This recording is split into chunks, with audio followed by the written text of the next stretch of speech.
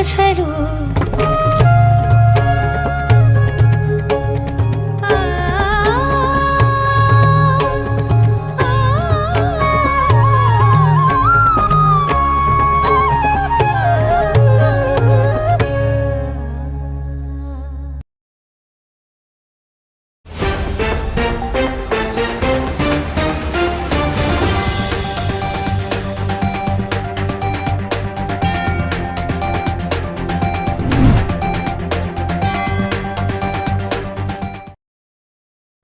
ವಿರಾಮದ ಬಳಿಕ ಮತ್ತೊಮ್ಮೆ ಕಾರ್ಯಕ್ರಮಕ್ಕೆ ಸ್ವಾಗತ. ಇದೀಗ ಮತ್ತೊಂದು ಸುದ್ದಿ. ಬಜ್ಪೆ ಕಿನ್ನಿಗೋಳಿ ಪಟ್ಟಣ ಪಂಚಾಯತ್ ಬಿಜೆಪಿ ತಕ್ಕೆಗೆ. ಈ ಬಗ್ಗೆ ಒಂದು ವರದಿ ಇಲ್ಲಿದೆ. ಬಜ್ಪೆ ಪಟ್ಟಣ ಪಂಚಾಯತ್ ಹಾಗೂ ಕಿನ್ನಿಗೋಳಿ ಪಟ್ಟಣ ಪಂಚಾಯತಿಗೆ ನಡೆದ ಚುನಾವಣೆಯಲ್ಲಿ ಬಿಜೆಪಿಗೆ ಬಹುಮತ ಲಭಿಸಿದೆ. ಬಜ್ಪೆ ಪಟ್ಟಣ ಪಂಚಾಯತ್ನ ಒಟ್ಟು 19 ಸ್ಥಾನಗಳಿಗೆ ನಡೆದ ಚುನಾವಣೆಯಲ್ಲಿ ಬಿಜೆಪಿ 11, ಕಾಂಗ್ರೆಸ್ 4, ಎಸ್ಡಿಪಿಐ 3 ಹಾಗೂ ಪಕ್ಷೇತರ 1 ಸ್ಥಾನದಲ್ಲಿ ಗೆದ್ದಿದ್ದಾರೆ. ಮಂಗಳೂರಿನ ಮಿನಿ ವಿಧಾನಸೌಧದಲ್ಲಿ ಮತಗಳ ಎಣಿಕೆ ನಡೆಯಿತು. ಬಜ್ಪೆಯ 19 ವಾರ್ಡ್ಗಳಿಗೆ 59 ಅಭ್ಯರ್ಥಿಗಳು ಕಣದಲ್ಲಿದ್ದರು. ಕಿನ್ನಿಗೋಳಿ ಪಟ್ಟಣ ಪಂಚಾಯತ್ನ 18 ಸ್ಥಾನಗಳಲ್ಲಿ ಬಿಜೆಪಿ 10, ಕಾಂಗ್ರೆಸ್ 8 ಸ್ಥಾನ ಗಳಿಸಿವೆ. 42 ಅಭ್ಯರ್ಥಿಗಳು ಕಣದಲ್ಲಿದ್ದರು. ಕಿನ್ನಿಗೋಳಿ ಪಟ್ಟಣ ಪಂಚಾಯತ್ನಲ್ಲಿ ಮತ ಎಣಿಕೆ ನಡೆಯಿತು. ಡಿಸೆಂಬರ್ 21ರಂದು ಮತದಾನ ನಡೆದಿತ್ತು. ಬಜ್ಪೆ 64% ಹಾಗೂ ಕಿನ್ನಿಗೋಳಿಯಲ್ಲಿ 69.36% ಮತದಾನವಾಗಿತ್ತು. ಬಜ್ಪೆ ಹಾಗೂ ಮಳವೂರು ಗ್ರಾಮ ಪಂಚಾಯತ್ಗಳನ್ನು ವಿಲೀನಗೊಳಿಸಿ ಬಜ್ಪೆ ಪಟ್ಟಣ ಪಂಚಾಯತ್ನನ್ನು 2021ರ ಏಪ್ರಿಲ್ನಲ್ಲಿ ರಚಿಸಲಾಗಿತ್ತು. ಈ ಪಟ್ಟಣ ಪಂಚಾಯತ್ಗೆ ಮೊದಲ ಬಾರಿಗೆ ಈಗ ಚುನಾವಣೆ ನಡೆಯಿತು. ಕಿನ್ನಿಗೋಳಿ, ಮೆನ್ನಬೆಟ್ಟು, ಕಟೀಲು ಗ್ರಾಮ ಪಂಚಾಯತ್ಗಳನ್ನು ವಿಲೀನಗೊಳಿಸಿ ಕಿನ್ನಿಗೋಳಿ ಪಟ್ಟಣ ಪಂಚಾಯತನ್ನು ರಚಿಸಲಾಗಿತ್ತು. ಇವೆರಡು 2021ರಲ್ಲಿಯೇ ರಚನೆಯಾಗಿದ್ದರೂ ಮೊದಲ ಬಾರಿಗೆ ಈಗ ಚುನಾವಣೆ ನಡೆಯಿತು. ಕಿನ್ನಿಗೋಳಿ ಪಟ್ಟಣ ಪಂಚಾಯತ್ ಚುನಾವಣೆಯ ಫಲಿತಾಂಶ ಹೊರಬಿದ್ದಿದ್ದು ಬಿಜೆಪಿ ಗೆಲುವು ಸಾಧಿಸಿದೆ. ಒಟ್ಟು 18 ಕ್ಷೇತ್ರಗಳನ್ನು ಹೊಂದಿರುವ ಕಿನ್ನಿಗೋಳಿ ಪಟ್ಟಣ ಪಂಚಾಯತ್ನಲ್ಲಿ ಬಿಜೆಪಿಗೆ 10 ಸ್ಥಾನಗಳಲ್ಲಿ ಗೆಲುವು ಸಾಧಿಸಿದರೆ ಕಾಂಗ್ರೆಸ್ 8 ಕ್ಷೇತ್ರಗಳಲ್ಲಿ ಜಯ ಗಳಿಸಿದೆ. ಕಿನ್ನಿಗೋಳಿ ಪಟ್ಟಣ ಪಂಚಾಯತ್ ಆಗಿ ಮೇಲ್ದರ್ಜೆಗೇರಿದ 4 ವರ್ಷಗಳ ಬಳಿಕ ಡಿಸೆಂಬರ್ 21ರಂದು ಪ್ರಥಮ ಚುನಾವಣೆಯಲ್ಲಿ ಬಿಜೆಪಿ ಬಹುಮತ ಗಳಿಸುವಲ್ಲಿ ಯಶಸ್ವಿಯಾಗಿದೆ. ಮತ ಎಣಿಕೆ ಬಳಿಕ ಬಿಜೆಪಿ ಜಯ ಗಳಿಸುತ್ತಿದ್ದಂತೆ ಕಾರ್ಯಕರ್ತರು ಹರ್ಷೋದ್ಗಾರದಿಂದ ವಿಜಯೋತ್ಸವವನ್ನು ಆಚರಿಸಿದರು. ಬ್ಯೂರೋ ರಿಪೋರ್ಟ್, ವಿ4 ನ್ಯೂಸ್, ಬಜ್ಪೆ. ಬಜ್ಪೆ ಕಿನ್ನಿಗೋಳಿ ಪಟ್ಟಣ ಪಂಚಾಯತ್ ಆದ ಮೇಲೆ ಮೊದಲ ಬಾರಿಗೆ ನಡೆದ ಚುನಾವಣೆಯಲ್ಲಿ ಸರ್ ಬಿಜೆಪಿ ಗೆಲುವು ಸಾಧಿಸಿದೆ. ಇದ್ರ ಬಗ್ಗೆ ಏನು ಹೇಳ್ತೀರಾ? ನೋಡಿ, ಗ್ರಾಮ ಪಂಚಾಯತ್ ಚುನಾವಣೆಗಳು, ಇದು ಪಟ್ಟಣ ಪಂಚಾಯತ್ ಚುನಾವಣೆ ಅಂದರೆ 3 ಗ್ರಾಮ ಪಂಚಾಯತಿಗಳು ಸೇರಿ ಪಟ್ಟಣ ಪಂಚಾಯತ್ ಆದಂಥದ್ದು. ಪಟ್ಟಣ ಪಂಚಾಯತ್ ಆಗಿ ಆ ಗ್ರಾಮ ಪಂಚಾಯತಿಗಳು ಮೇಲ್ದರ್ಜೆಗಾಗಿ 4 ವರ್ಷದ ನಂತರ ಮೊದಲ ಬಾರಿಗೆ ಚುನಾವಣೆ ನಡೆಯಿತು. ಕಿನ್ನಿಗೋಳಿ ಪಟ್ಟಣ ಪಂಚಾಯತ್ನಲ್ಲಿ ಬಿಜೆಪಿ ಮತ್ತು ಬಜ್ಪೆ ಪಟ್ಟಣ ಪಂಚಾಯತ್ನಲ್ಲಿ ಬಿಜೆಪಿ ಸ್ಪಷ್ಟ ಬಹುಮತವನ್ನು ಪಡೆದಿದೆ. ಇದು ಗ್ರಾಮ ಮಟ್ಟದ ಅಧಿಕಾರಗಳು ಗ್ರಾಮ ಮಟ್ಟದಲ್ಲಿ ವಿಕೇಂದ್ರೀಕರಣಗೊಳ್ಳಬೇಕು ಎನ್ನುವ ನಿಟ್ಟಿನಲ್ಲಿ ಗ್ರಾಮ ಪಂಚಾಯತಿಗಳ ಪಾತ್ರ ಮಹತ್ವದ್ದು. ಆದ್ದರಿಂದಾಗಿ ಅಲ್ಲಿ ಯಾವುದೇ ರೀತಿಯ ರಾಜಕೀಯ ಇರಬಾರ್ದು ಎನ್ನುವುದು ಆಶಯ ಇತ್ತು. ಆದ್ದರಿಂದ ಗ್ರಾಮ ಪಂಚಾಯತಿಗಳ ಚುನಾವಣೆಯಲ್ಲಿ ನಿಮಗೆ ಪಕ್ಷವಾರು ವ್ಯವಸ್ಥೆಗಳು ಇರಲಿಲ್ಲ, ಪಕ್ಷದ ಚಿಹ್ನೆಗಳಿರಲಿಲ್ಲ. ಆದರೆ ಯಾವಾಗ 3 ಗ್ರಾಮ ಪಂಚಾಯತಿಗಳು ಸೇರಿ ಪಟ್ಟಣ ಪಂಚಾಯತ್ ಆಯಿತು, ಪಟ್ಟಣ ಪಂಚಾಯತ್ ಚುನಾವಣೆಯಲ್ಲಿ ಪಕ್ಷದ ಚಿಹ್ನೆಗಳು ಬಳಕೆ ಆಗ್ತದೆ. ಭಾರತೀಯ ಜನತಾ ಪಕ್ಷದಿಂದ ತಾವರೆ, ಕಾಂಗ್ರೆಸ್ನಿಂದ ಹಸ್ತ, SDPI ಇಂದ ಲಾಟಿನ ಎಂಥದ್ದು ಇರಬೇಕು, SDPI ಚಿಹ್ನೆ. ಹಾಗೆ ಯಾವ್ಯಾವ ಪಕ್ಷ, ಪ್ರಾದೇಶಿಕ ಪಕ್ಷವಾಗಲಿ ರಾಷ್ಟ್ರೀಯ ಪಕ್ಷವಾಗಲಿ, ಆಯಾ ಪಕ್ಷದ ಅನುಮೋದಿತ ಚಿಹ್ನೆಗಳು ಇರ್ತದೆ. ಅದರಿಂದಾಗಿ ಇದು ಪಕ್ಷ ಆಧಾರಿತವಾಗಿ ನಡೆದಂತಹ ಚುನಾವಣೆ ಅಂತ ಒಂದು ಲೆಕ್ಕಾಚಾರ. ಅಂದ್ರೆ ಸರ್ ಇದು 4 ವರ್ಷದ ನಂತರ ಮೊದಲನೇ ಬಾರಿ ನಡೆದಿರುವಂತ. 4 ವರ್ಷದ ಮೊದಲು ಆಯಾ ಗ್ರಾಮ ಪಂಚಾಯತಿಗಳ ಚುನಾವಣೆ ಇತ್ತಲ್ಲ, ಅದು ಪಕ್ಷಾತೀತವಾಗಿ ನಡೆದಂತ ಚುನಾವಣೆಗಳು. 4 ವರ್ಷದ ಮೊದಲು ಅಂದ್ರೆ 2021ರಲ್ಲಿ ರಾಜ್ಯ ಸರ್ಕಾರ ಆ 3 ಪಂಚಾಯತ್ಗಳನ್ನು ಜೋಡಿಸಿ ಪಟ್ಟಣ ಪಂಚಾಯತ್ ಆಗಿ ಮೇಲ್ದರ್ಜೆಗೇರಿಸಿತ್ತು. ಕಿನ್ನಿಗೋಳಿ ಗ್ರಾಮ ಪಂಚಾಯತ್ ಇತ್ತು, ಮನ್ನಬೆಟ್ಟ ಗ್ರಾಮ ಪಂಚಾಯತ್ ಇತ್ತು, ಕಟೀಲು ಗ್ರಾಮ ಪಂಚಾಯತ್, ಈ 3 ಗ್ರಾಮ ಪಂಚಾಯತ್ಗಳು ಸೇರಿ ಕಿನ್ನಿಗೋಳಿ ಪಟ್ಟಣ ಪಂಚಾಯತ್ ಆಯಿತು. ಅದೇ ರೀತಿ ಬಜ್ಪೆ ಪಂಚಾಯತ್ ಇತ್ತು, ಕರಂಬಾರ್ ಇತ್ತು, ಮರೂರು ಇತ್ತು ಅಂತ ಕಾಣ್ತದೆ. ಆ 3 ಗ್ರಾಮ ಪಂಚಾಯತ್ಗಳು ಸೇರಿ ಬಜ್ಪೆ ಪಟ್ಟಣ ಪಂಚಾಯತ್ ಆಯಿತು. ಅದರಿಂದಾಗಿ ಪಟ್ಟಣ ಪಂಚಾಯತ್ ಆದಾಗ ಅದು ಪಕ್ಷವಾರು ವ್ಯವಸ್ಥೆ. ಗ್ರಾಮ ಪಂಚಾಯತ್ ಇರುವಾಗ ಅದು ಪಕ್ಷಾತೀತ ವ್ಯವಸ್ಥೆ. ಯಾಕಂದರೆ ಆ ಚುನಾವಣೆಯಲ್ಲಿ ಪಕ್ಷದ ಚಿಹ್ನೆಗಳು ಬಳಸಲ್ಪಡುವುದಿಲ್ಲ. ಅವರವರ ಆಯ್ಕೆಯ ಚಿಹ್ನೆಗಳಿರ್ತದೆ. ಆ ಚಿಹ್ನೆಗಳನ್ನು ಚುನಾವಣಾಧಿಕಾರಿಗಳು ಅವರಿಗೆ ಕೊಡ್ತಾರೆ. ಇಲ್ಲಿ 2 ಪಟ್ಟಣ ಪಂಚಾಯತ್ಗಳಲ್ಲಿ ಪಕ್ಷದ ಹಿನ್ನೆಲೆಯಲ್ಲೇ ಚುನಾವಣೆ ನಡೆದದ್ದು. ಆದ್ದರಿಂದಾಗಿ ಈ ಚುನಾವಣೆಯಲ್ಲಿ ಬಿಜೆಪಿ ಸ್ಪಷ್ಟ ಬಹುಮತವನ್ನು ಪಡ್ಕೊಂಡಿದೆ. ಅದು ಬಜ್ಪೆ ಪಟ್ಟಣ ಪಂಚಾಯತ್ ಚುನಾವಣೆ ಅತ್ಯಂತ ಸಾಮಾಜಿಕ ಮಾಧ್ಯಮಗಳಲ್ಲಿ ಭಾರಿ ಚರ್ಚೆಗೆ ಒಳಪಟ್ಟಂತಹ ಚುನಾವಣೆ ಅದು. ಬಜ್ಪೆಯ ಸಮಗ್ರ ಅಭಿವೃದ್ಧಿಯ ವಿಚಾರದಲ್ಲಿ 2 ಪಕ್ಷಗಳು ಮತ್ತು 3ನೇ ಪಕ್ಷ ಎಸ್ ಡಿ ಪಿ ಅಲ್ಲಿ ಪ್ರಬಲ ಸ್ಪರ್ಧೆಯನ್ನು ಒಡ್ಡಿದಂಥ ಪಕ್ಷ 4 ಸ್ಥಾನಗಳನ್ನು ಗಳಿಸಿದೆ. ಕಾಂಗ್ರೆಸ್ಸು 4 ಸ್ಥಾನಗಳನ್ನು ಗಳಿಸಿದೆ. 11 ಸ್ಥಾನಗಳನ್ನು ಬಿಜೆಪಿ, 10 ಸ್ಥಾನಗಳನ್ನು ಬಿಜೆಪಿ ಗಳಿಸಿದೆ. 1 ಪಕ್ಷೇತರ ಪಾಲಾಗಿದೆ. ಪಕ್ಷೇತರ ಪಾಲಾದರೂ ಸಹ ಅವರು ಕಾಂಗ್ರೆಸ್ಸಿನ ಬಂಡಾಯ ಅಭ್ಯರ್ಥಿ. ಆದ್ದರಿಂದಾಗಿ ಅಲ್ಲಿ ಬಿಜೆಪಿ ಸಮನಾಗಿ ಸ್ಪರ್ಧೆ ಕೊಟ್ಟು 10 ಸ್ಥಾನವನ್ನು ಗಳಿಸಿದೆ. 19 ಸದಸ್ಯ ಬಲ್ಲದ್ದು. ಆದ್ದರಿಂದ ಅವರು ಸ್ಪಷ್ಟ ಬಹುಮತವನ್ನು ಪಡ್ಕೊಂಡಿದ್ದಾರೆ. ಅಧ್ಯಕ್ಷ ಉಪಾಧ್ಯಕ್ಷ ಸ್ಥಾನ ಬಿಜೆಪಿಗೆ ಬರುತ್ತೆ. ಮೀಸಲಾತಿಯಲ್ಲಿ ಆಟ ಆಡದೆ ಇದ್ದಲ್ಲಿ, ಮೀಸಲಾತಿಯಲ್ಲಿ ಆಟ ಆಡುವುದು ಅಂತ ಒಂದು ಇದೆ.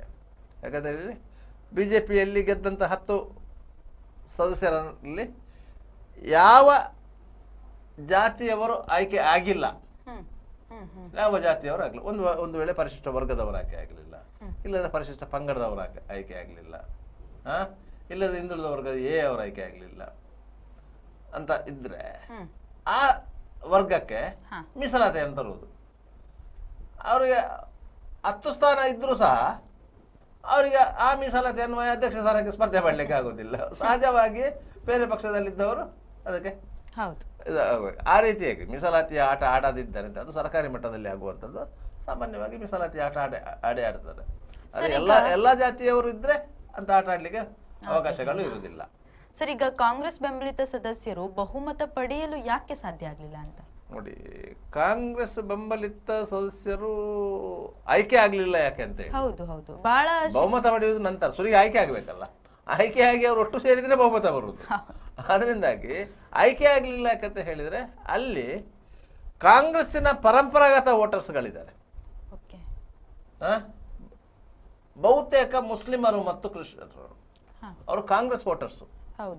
ಅವರು ಅಪ್ಪಿತಪ್ಪಿಯೂ ಬಿಜೆಪಿಗೆ ವೋಟ್ ಹಾಕಲ್ಲ ಅಂತ ಇದ್ದಾರೆ. ಆದರೆ ಮತ್ತೊಂದು ವಾರ್ಡ್ನಲ್ಲಿ ಇದು ಕ್ರಿಶ್ಚಿಯನ್ ವೋಟರ್ಸ್ ಮೆಜಾರಿಟಿ ಇದ್ದರೂ ಸಹ ಅಲ್ಲಿ ಬಿಜೆಪಿ ಗೆದ್ದಿದೆ. ಅದು ಪ್ರಶ್ನೆ ಬೇರೆ. ಅದು ವೈಯಕ್ತಿಕ ನೆಲೆಯಲ್ಲಿ ಬಿಜೆಪಿ ಅಭ್ಯರ್ಥಿಯಲ್ಲಿ ಪ್ರಣೀತ್ ಅಂತ ಹೇಳಿ ಅವರೊಬ್ಬರು ಗೆದ್ದಿದ್ದಾರೆ. ಅಲ್ಲಿ 700 ಏನೋ ಕ್ರಿಶ್ಚಿಯನ್ ಮತದಾರ ಇದ್ರು. ಅದು ಕಿನ್ನಿಗೋಳಿ ಪಂಚಾಯತ್ ಕಾಣ್ತದೆ. ಇಲ್ಲಿ ಸರ್ ಪಕ್ಷ ಅನ್ನೋದಕ್ಕಿಂತ ಅವ್ರು ಏನೇನ್ ವ್ಯವಸ್ಥೆ ಮಾಡ್ತಾರೆ, ಎಷ್ಟೆಲ್ಲ ನಮ್ಗೆ ವ್ಯವಸ್ಥೆ ಮಾಡಿ ಕೊಡ್ತಾರೆ ಅನ್ನೋದು ಮುಖ್ಯ ಆಗಿರುತ್ತಲ್ಲ. ಅಲ್ಲ, ಇಲ್ಲಿ ಆಕ್ಚುಲಿ ಗ್ರಾಮ ಪಂಚಾಯತ್ ಚುನಾವಣೆಗಳಲ್ಲಿ ಪಕ್ಷದ ಮುಖವನ್ನು ನೋಡುವಂತಿಲ್ಲ. ಯಾಕಂತ ಹೇಳಿದ್ರೆ ಸ್ಥಳೀಯವಾಗಿ ಯಾರು ಜನರೊಟ್ಟಿಗೆ ಸ್ಪಂದನೆ ಮಾಡ್ತಾರೆ, ಯಾರು ಯುವಕರಿದ್ದಾರೆ, ಯಾರು ವಿದ್ಯಾವಂತರಿದ್ದಾರೆ, ಯಾರ ಬಿಹೇವಿಯರ್ ವರ್ತನೆಗಳು ಯಾವ ರೀತಿ ಇದೆ, ಇದನ್ನೆಲ್ಲ ನೋಡಿಕೊಂಡು ಜನರು ಆಯ್ಕೆ ಮಾಡಬೇಕು. ಆದರೆ ಪಕ್ಷ ಅಂತ ಬಂದಾಗ ಪಕ್ಷದ ಪ್ರಭಾವವು ಒಬ್ಬ ಅಭ್ಯರ್ಥಿಗಳ ಮೇಲೆ ಬೀಳ್ತದೆ. ಸಹಜವಾಗಿ ವೋಟರ್ಗಳ ಮೇಲೆ ಬೀಳ್ತದೆ. ಮತ್ತು ಆ ಅಭ್ಯರ್ಥಿಯ ಬಗ್ಗೆ ಇರುವಂಥ ಅಭಿಪ್ರಾಯಗಳು ಮತ್ತು ಅಭ್ಯರ್ಥಿಯ ಒಟ್ಟಿಗೆ ಇರುವಂಥ ಅವರ ಬೆಂಬಲಿಗರು ಇದ್ದಾರಲ್ಲ, ಅವರ ಮೇಲೆ ಇರುವಂತಹ ಅಭಿಪ್ರಾಯಗಳು ಚುನಾವಣೆಯ ಮೇಲೆ ಪ್ರಭಾವ ಬೀರ್ತದೆ.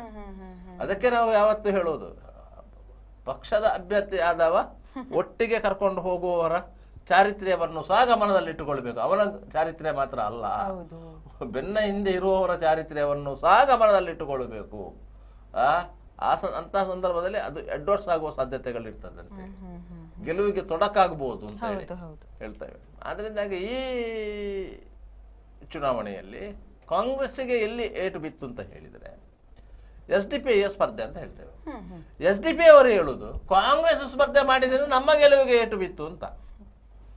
ಇಲ್ಲ ಯಾಕಂತ ಹೇಳಿದ್ರೆ SDP 2ನೇ ಪ್ಲೇಸ್ ಅಲ್ಲಿ ಇದೆ, ಕಾಂಗ್ರೆಸ್ 3ನೇ ಪ್ಲೇಸ್ ಅಲ್ಲಿ ಇದೆ ಕೆಲವು ವಾರ್ಡ್ಗಳಲ್ಲಿ. ಹಾಗಾದ್ರೆ ಕಾಂಗ್ರೆಸ್ ಸ್ಪರ್ಧೆ ಮಾಡಿದ್ರಿಂದಲ್ಲ SDP ಏಟು ಬಿದ್ದದ್ದು. ಕಾಂಗ್ರೆಸ್ 2ನೇ ಸ್ಥಾನದಲ್ಲಿದ್ದು SDP ಗೆಲುವಿಗೆ ತೊಡಕಾಗಿದೆ, SDP ಪಡೆದ ಮತಗಳು ಗೆಲುವಿಗೆ ತೊಡಕಾಗಿದೆ ಅಂತಾದ್ರೆ ಅವರ ವಾದ ಸರಿ. ಆದ್ರೆ ಇಲ್ಲಿ SDP 2ನೇ ಪ್ಲೇಸ್ ಅಲ್ಲಿ ಇದೆ, ಕಾಂಗ್ರೆಸ್ 3ನೇ ಪ್ಲೇಸ್ ಅಲ್ಲಿ ಇದೆ ಕೆಲವು ವಾರ್ಡ್ಗಳಲ್ಲಿ. ಕೆಲವು ವಾರ್ಡ್ಗಳಲ್ಲಿ BJP ಮತ್ತು ಕಾಂಗ್ರೆಸ್ಗೆ ನೇರ ಸ್ಪರ್ಧೆ ಇದ್ರೆ, ಮತ್ತೆ ಕೆಲವು ವಾರ್ಡ್ಗಳಲ್ಲಿ SDP ಮತ್ತು BJPಗೆ ನೇರ ಸ್ಪರ್ಧೆ ಇತ್ತು. ಆದ್ದರಿಂದ ಇಲ್ಲಿ ಇಡೀ ಚುನಾವಣೆಯಲ್ಲಿ ಕಿಂಗ್ ಮೇಕರ್ ಸ್ಥಾನದಲ್ಲಿದ್ದದ್ದು BJPಯೇ. BJPಯ ವಿರೋಧಿ ಮತಗಳು ಒಡೆದು ಹೋದ್ದರಿಂದ ಈ ರೀತಿಯ ಫಲಿತಾಂಶ ಬಂದಿತ್ತು ಅಂತ ಹೇಳಿ. ವಿರೋಧಿ ಮತಗಳು ಯಾವುದು? ಅಲ್ಪಸಂಖ್ಯಾತರ ಮತಗಳು. ಒಂದು ವಾರ್ಡನ್ನು ಹೊರತುಪಡಿಸಿದರೆ ಬೇರೆಲ್ಲ ವಾರ್ಡ್ಗಳಲ್ಲಿ ಅಲ್ಪಸಂಖ್ಯಾತರ ಮತಗಳು ಒಡೆದು ಹೋಗಿದೆ. BJPಯ ಗೆಲುವಿಗೆ ಸಹಕಾರಿಯಾಗಿದೆ. ಒಬ್ಬರು ಒಂದು ಮತದಿಂದ ಗೆದ್ದಿದ್ದಾರೆ, ಒಂದೇ ಒಂದು ಮತದಿಂದ ಗೆದ್ದಿದ್ದಾರೆ. ಕೆಲವರು ಒಬ್ರು 10 ಮತದಿಂದ, ಮತ್ತೊಬ್ರು 24 ಮತಗಳಿಂದ ಗೆದ್ದಿದ್ದಾರೆ. ಆ ಇದರಲ್ಲಿ ಅಲ್ಲಿ ಕಾಂಗ್ರೆಸ್ ತೆಗೆದ ಮತಗಳು ಮತ್ತು SDP ತೆಗೆದ ಮತಗಳು ಆ ಮತಗಳಿಗಿಂತ ಜಾಸ್ತಿ ಆಗಿತ್ತು. ಆದ್ದರಿಂದಾಗಿ ಆ ಸ್ಪರ್ಧೆಗಳು ಇಲ್ಲದೆ ಇರುತ್ತಿದ್ರೆ ಈ ರೀತಿಯ ಫಲಿತಾಂಶಗಳು ಬರ್ತಾ ಇರಲಿಲ್ಲ, ಫಲಿತಾಂಶ ಭಿನ್ನವಾಗಿರ್ತಾ ಇತ್ತು. ಹಾಗಾದರೆ ಇವರು ಕಾಂಗ್ರೆಸ್ ಮತ್ತು SDP ರಾಜಕೀಯ ಪಕ್ಷಗಳಾಗಿ ಒಟ್ಟು ಮೈತ್ರಿ ಮಾಡಿಕೊಂಡು ಚುನಾವಣೆಯಲ್ಲಿ ಸ್ಪರ್ಧಿಸಲಿಕ್ಕೆ ಸಾಧ್ಯ ಐತಾ ಎನ್ನುವ ಪ್ರಶ್ನೆ ಬರ್ತದೆ. ಈಗ ಅದು ಮೈತ್ರಿ ಮಾಡಿಕೊಂಡು ಚುನಾವಣೆಯಲ್ಲಿ ಸ್ಪರ್ಧೆ ಮಾಡ್ತಾ ಇದ್ರೆ ಅವರು ಅಧಿಕಾರಕ್ಕೆ ಬರ್ಬೋದು ಇತ್ತು ಎನ್ನುವಂತಹ ಮಾತುಗಳು ಇದೆ. ಆದರೆ ಎರಡೂ ರಾಜಕೀಯ ಪಕ್ಷಗಳು ಬೇರೆ ಬೇರೆ ದೃಷ್ಟಿಕೋನ ಹೊಂದಿರುವಂಥದ್ದು. ಆದ್ರಿಂದಾಗಿ ಅದು ಮೈತ್ರಿ ಮಾಡ್ಕೊಳ್ಳಿಕ್ಕೆ ಸಾಧ್ಯ ಆಗೋದಿಲ್ಲ. SDP ಒಟ್ಟಿಗೆ ಕಾಂಗ್ರೆಸ್ ಮೈತ್ರಿ ಮಾಡಿಕೊಂಡ್ರೆ SDP ಒಂದು ಕೋಮು ಆಧಾರಿತ ಪಕ್ಷ, BJP ಒಂದು ಕೋಮು ಆಧಾರಿತ ಪಕ್ಷ, ಅದರಲ್ಲಿ ಡೌಟ್ ಏನಿಲ್ಲ. ಭಾರತೀಯ ಜನತಾ ಪಕ್ಷ ಹಿಂದೂಗಳ ಮತಗಳ ಮೇಲೆ ಕಣ್ಣಿಟ್ಟುಕೊಂಡು ರಾಜಕೀಯ ಮಾಡುವಂತ ಪಕ್ಷ. ಅದೇ ರೀತಿ SDP ಮುಸ್ಲಿಂ ಮತಗಳ ಮೇಲೆ ಕಣ್ಣಿಟ್ಟು ರಾಜಕೀಯ ಮಾಡುವಂತ ಪಕ್ಷ. ಕಾಂಗ್ರೆಸ್ ಮಾತ್ರ ಹೇಳುದು ನಾವು ಜಾತ್ಯತೀತರು ಅಂತ. ಅಂತಹ ಜಾತ್ಯತೀತರು ಅಂತ ಹೇಳುವಂತ ಕಾಂಗ್ರೆಸ್ SDP ಒಟ್ಟಿಗೆ ಮೈತ್ರಿ ಮಾಡಿಕೊಳ್ಳಿಕ್ಕೆ ಆಗೋದಿಲ್ಲ. ಅದೇ ರೀತಿ ಕಾಂಗ್ರೆಸ್ BJP ಒಟ್ಟಿಗೆ ಮೈತ್ರಿ ಮಾಡಿಕೊಳ್ಳಲಿಕ್ಕೂ ಆಗೋದಿಲ್ಲ. ಆದ್ರಿಂದಾಗಿ ಅಲ್ಲಿ ಮೈತ್ರಿ ಮಾತುಕತೆಗಳಲ್ಲ, ಮೈತ್ರಿ ಮಾತುಕತೆಗಳಿಗೆ ಕೆಲವರು ಪ್ರಯತ್ನ ಪಟ್ಟಾಗಿತ್ತು, ಅದು ಮುರಿದು ಬಿದ್ದದ್ದು ಆ ಕಾರಣಕ್ಕಾಗಿ. ಪಕ್ಷದ ಮುಖಂಡರಿಗೆ ಒಂದು ವಿಶ್ವಾಸ, ಆತ್ಮವಿಶ್ವಾಸ ಇತ್ತು, ನಾವು ಗೆಲ್ತೇವೆ ಗ್ರಾಮ ಮಟ್ಟದಲ್ಲಿ ಅಂತೇಳಿ. ಗ್ರಾಮೀಣ ಭಾಗದಲ್ಲಿ ಕಾಂಗ್ರೆಸ್ಸಿನ ಬೇರುಗಳು ಇವತ್ತಿಗೂ ಇದೆ, ಇವತ್ತಿಗೂ ಇದೆ. ಗ್ರಾಮೀಣ ಭಾಗದಲ್ಲಿ ಕಾಂಗ್ರೆಸ್ಸಿನ ಬೇರುಗಳು ಇವೆ.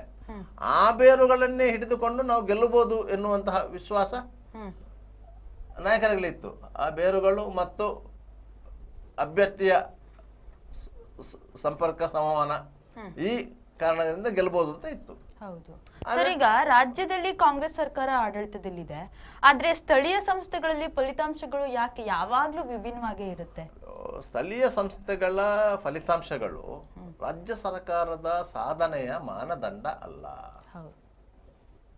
ಅದನ್ನು ನೀವು ಮಾನದಂಡ ಅಂತ ಹೇಳಿ ತಿಳ್ಕೊಳ್ಳಿಕ್ಕೆ ಸಾಧ್ಯ ಆಗೋದಿಲ್ಲ. ಸ್ಥಳೀಯ ಸಂಸ್ಥೆಗಳ ಚುನಾವಣಾ ಫಲಿತಾಂಶಗಳು ರಾಜ್ಯ ಸರ್ಕಾರದ ಸಾಧನೆಯ ಮೇಲೆ ಅವಲಂಬಿತವಾಗುವುದಿಲ್ಲ. ಅದು ಸ್ಥಳೀಯ ಸಮಸ್ಯೆಗಳ ಹಿನ್ನೆಲೆಯಲ್ಲಿ ಆ ಫಲಿತಾಂಶಗಳು ನಿರ್ಧರಿತವಾಗುತ್ತದೆ. ಮತ್ತು ಅಭ್ಯರ್ಥಿಯ ಚಾರಿತ್ರ್ಯ, ಸಂವಹನ, ಆತನ ವ್ಯಕ್ತಿತ್ವ ಇದು ಮುಖ್ಯ ಆಗುತ್ತೆ. ಯಾಕಂತ ಹೇಳಿದ್ರೆ ಈ ಚುನಾವಣೆಗಳಲ್ಲಿ ಫಲಿತಾಂಶ ನಿರ್ಧಾರವಾಗೋದು ಕೆಲವು ಮತಗಳ ಅಂತರದಲ್ಲಿ. 1,000 ಮತಗಳಿದ್ರೆ ಅದರಲ್ಲಿ ಒಂದು 800 ಮತಗಳು ಚಲಾವಣೆ ಆಗಿರ್ತದೆ. 400 ಮತ ತೆಗೆದವ ಗೆಲ್ತಾನೆ. ಆ 400 ಮತ ತೆಗೆದುಕೊಳ್ಳುವಂತಹ ಸಾಮರ್ಥ್ಯ ಇದ್ದವ ಅಲ್ಲಿ ಗೆಲ್ತಾನೆ. ಅಂತವನ್ನು ಆಯ್ಕೆ ಮಾಡುವುದು ಪಕ್ಷದ ಜವಾಬ್ದಾರಿ. ಆದರೆ ಪಕ್ಷದ ಒಳಗೆ ಏನಾಗ್ತದೆ ಅಂತ ಹೇಳಿದ್ರೆ 4-5 ಮಂದಿ ಆಕಾಂಕ್ಷೆಗಳಿದ್ದಾಗ ಸಹಜವಾಗಿಯೇ ಭಿನ್ನಾಭಿಪ್ರಾಯ ಸೃಷ್ಟಿಯಾಗುತ್ತೆ. ಮತ್ತು ಅದನ್ನು ಒಂದೇ ತಕ್ಕಡಿಯಲ್ಲಿ ಇಟ್ಟುಕೊಂಡು ತೂಗಿಕೊಂಡು ಹೋಗ್ಲಿಕ್ಕೆ ಆಗೋದಿಲ್ಲ. ಆಗ ಸಹಜವಾಗಿಯೇ ಕೆಲವೊಂದು ಮತಗಳು ಪಲ್ಲಟ ಆಗುತ್ತೆ, ಸ್ಥಾನ ಪಲ್ಲಟ ಅಂತ ನಾವು ಹೇಳ್ತೇವೆ. ಅಂಥ ಪಲ್ಲಟಗಳು ಫಲಿತಾಂಶದ ಮೇಲೆ ಪರಿಣಾಮ ಬೀಳ್ತದೆ. ಹೌದು ಸರಿ. ಕೊನೆಯದಾಗಿ ಬಿಜೆಪಿಯವರು ಗೆಲುವು ಸಾಧಿಸಿದ್ದಾರೆ. ಖಂಡಿತವಾಗಿ ಬಿಜೆಪಿಯವರು ಗೆಲುವು ಅವರಿಗೆ ಆ ಕ್ಷೇತ್ರ ಎರಡೂ ಪಟ್ಟಣ ಪಂಚಾಯತ್ನಲ್ಲಿ ಗೆಲುವು ಅಗತ್ಯ ಇತ್ತು. ಯಾಕಂತ ಹೇಳಿದರೆ ಕಳೆದ ವಿಧಾನಸಭಾ ಚುನಾವಣೆಯಲ್ಲಿ ಆ ಎರಡೂ ಕ್ಷೇತ್ರಗಳನ್ನು ಒಳಗೊಂಡಂತಹ ವಿಧಾನಸಭಾ ಚುನಾವಣೆಯಲ್ಲಿ ಬಿಜೆಪಿ ಗೆದ್ದಿದೆ. ಉಮನಾಥ್ ಕೋಟ್ಯಾನವರು ಶಾಸಕರು. ಅವರ ಅಧಿಕಾರಾವಧಿಯಲ್ಲಿ, ಯಾಕಂದರೆ ಎರಡನೇ ಬಾರಿಗೆ ಅವರು ಆಯ್ಕೆ ಆದವರು, ಅವರ ಅಧಿಕಾರಾವಧಿಯಲ್ಲಿ ಇಡೀ ಕ್ಷೇತ್ರವನ್ನು ಯಾವ ರೀತಿ ಅಭಿವೃದ್ಧಿಪಡಿಸಿದ್ದಾರೆ ಮತ್ತು ಈ ಎರಡು ಪಟ್ಟಣ ಪಂಚಾಯತ್ ವಾರ್ಡ್ಗಳಲ್ಲೂ ಶಾಸಕರ ಅನುದಾನದಿಂದ ಅಭಿವೃದ್ಧಿಗೊಂಡಂತಹ ಪ್ರದೇಶಗಳಿವೆ. ಅದು ಸಹ ಅವರ ಜನಪ್ರಿಯತೆಯನ್ನು ಹೊರಗೆ ಹಚ್ಚುವಂಥ ಪ್ರಶ್ನೆ ಆಗಿತ್ತು. ಒಂದು ವೇಳೆ ಎರಡೂ ಪಂಚಾಯತ್ಗಳಲ್ಲಿ ಏನಾದರೂ ವ್ಯತಿರಿಕ್ತ ಫಲಿತಾಂಶ ಬಂದಿದ್ರೆ ಶಾಸಕರ ಮೇಲೆ ಗೂಬೆ ಕೂರಿಸ್ತಾ ಇದ್ರು. ಅದರಿಂದಾಗಿ ಶಾಸಕರು ಆ ಮಟ್ಟಿನಲ್ಲಿ ಸೇಫು. ಯಾಕಂದ್ರೆ ಎರಡೂ ಪಟ್ಟಣ ಪಂಚಾಯತಿಯನ್ನು ಗೆದ್ದುಕೊಂಡಿದ್ದಾರೆ. ಅದರಿಂದಾಗಿ ಕಳೆದ ಎರಡನೇ ಟರ್ಮ್ನಲ್ಲಿ, ಯಾಕಂದರೆ ಅದಕ್ಕೆ ಮೊದಲ 5 ವರ್ಷ, ಇದು 2.5 ವರ್ಷ, 7.5 ವರ್ಷದ ಅವರ ಟರ್ಮಿನಲ್ಲಿ ಏನು ಅವರು ಡೆವಲಪ್ಮೆಂಟ್ ವರ್ಕ್ ಮಾಡಿದ್ದಾರೆ, ಅದಕ್ಕೆ ಈ ಫಲಿತಾಂಶ ಇಂಬು ಕೊಟ್ಟಿದೆ ಅಂತ ಕಾಣುತ್ತೆ. ಓಕೆ ಸರ್, ಇವಿಷ್ಟು ಮಾಹಿತಿ ನೀಡಿದ ನಿಮಗೆ ಧನ್ಯವಾದಗಳು. ಇದಾಗಿತ್ತು ಈ ಹೊತ್ತಿನ ಸುದ್ದಿಗೊಂದು ಗುದ್ದು. ಮತ್ತೆ ಇನ್ನಷ್ಟು ಸುದ್ದಿ ಜೊತೆ ನಿಮ್ಮ ಮುಂದೆ ಬರ್ತೀವಿ. ಅಲ್ಲಿವರೆಗೂ ನಿರಂತರ ಸುದ್ದಿ, ಮಾಹಿತಿ ಮತ್ತು ಮನರಂಜನೆಗಾಗಿ ವೀಕ್ಷಿಸಿ V4 news.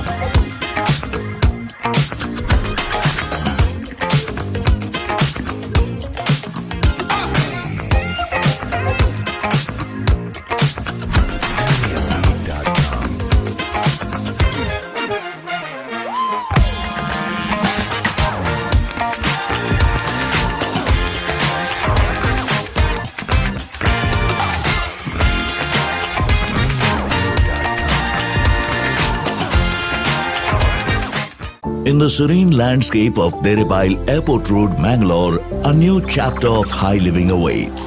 Discover customizable 3 BHK duplex apartments by Mukund Realty. With construction progressing, your dream living is nearing completion and 6 months closer to reality.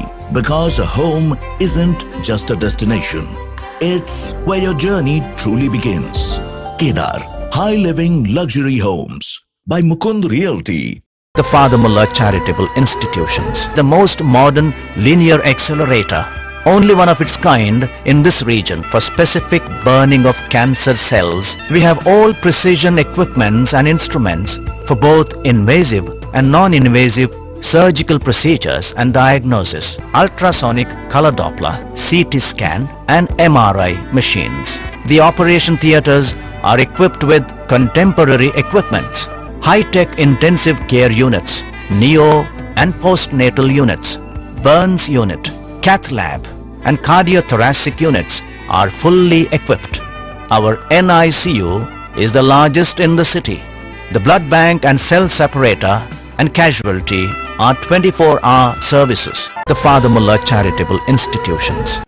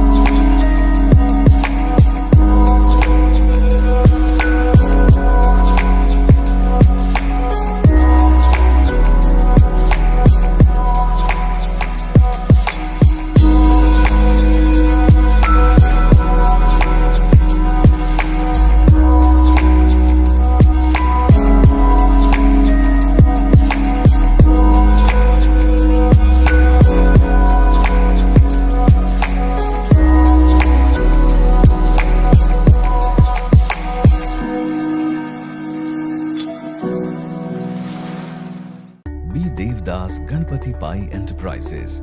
All kinds of quality and attractive material available at one place. Biggest showroom in Mangalore city. Admired by public at large. The showroom of your choice. B. Devdas Ganpati Pai Enterprises near New Chitra Talkies, Mangalore.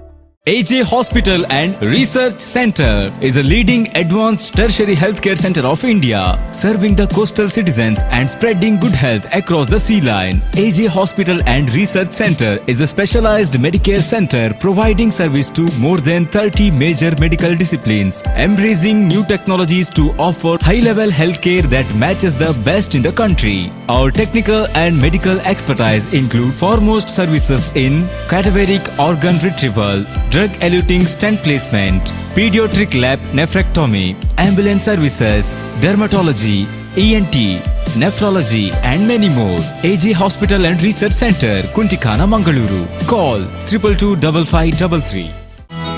Ideal ice cream, milky way to your heart.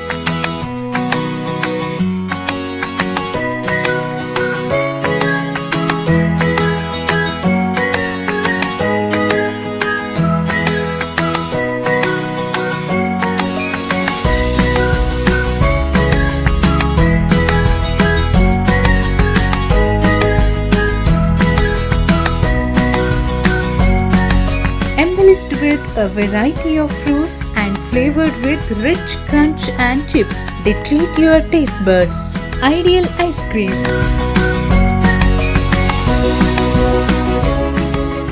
Vasudeva Stores. Store for your inner needs. Visit us to find trendy innerwear from major brands.